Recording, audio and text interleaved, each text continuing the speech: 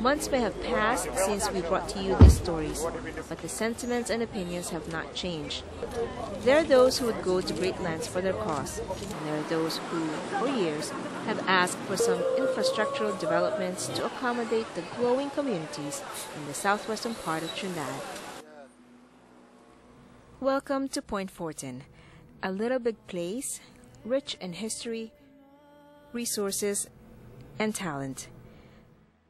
But for years, its residents have felt disconnected, neglected. The people that live in Point Fortin, especially there, is people don't speak. Anything come to them, they take it. They don't talk out, they don't say the problems, they keep the problems inside. But sometimes the frustrations do boil over. In August last year, for 2 days, residents blocked several points along the southern main road between La Brea and Point Fortin with burning debris.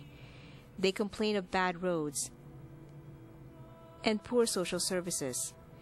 The protest action brought traffic to a halt, crippling the flow of vehicles to and from Point Fortin.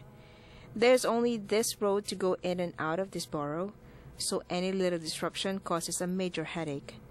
But even on an ordinary day, commuting in and out of here, especially during rush hour, challenges anyone's patience. I could tell you, if you stay down here and leave in Point 4 or 5 o'clock in the morning, you cannot reach San Fernando before 7 o'clock. I'm telling you, you cannot reach. So then what we need? At the end of the day, we need a highway. We need Point. People need a highway. A request that is proving to be complicated and elusive. When the construction of the Point Fortin Highway finally began this year in Golconda, within weeks, it was met with protest action from the Highway Reroute movement, which opposes the Debe to Mon Desir portion of the $7 billion highway. For several weeks, the construction has been halted, and it only resumed after the National Security Minister ordered the movement's camp demolished. But the movement, which argues for the preservation of homes, villages, and the environment, is now threatening legal action against the government to completely stop the highway construction between Debe and Mon Desir, a thought that brings distress to many in Point Fortin who we met during our visit here, including Mr. Scott, a retired healthcare worker. That will be detrimental to the people of Point Fortin. Almost everybody upset about this. And I am one, now I speaking frankly, I am one that is upset about this. For the sense of traveling. Now, people, when traffic on the road from, well, let me say from La Brea to San Fernando, some of the people first it have traffic jam. And if salt water coming up on the creek, well, it goes again. And an ambulance coming, they're not pulling on the side. Still, Mr. Scott, like many, sympathizes with the highway reroute movement.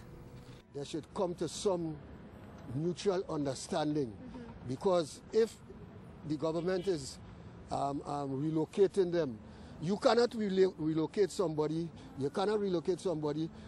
All right, they can't put them in Betam Estate. They can't bring them in La Brea down here, in a rural place. They have to find somewhere suitable for them where they will be satisfied. Mr. Scott's sentiments and frustrations may be shared by many from here, but there are still some who told us that they can do without the highway.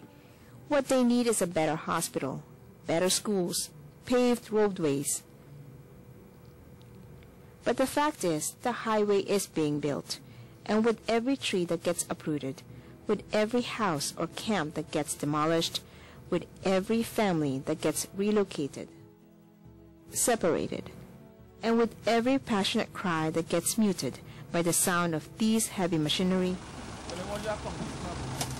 comes with it many differing opinions and all the troubles with change.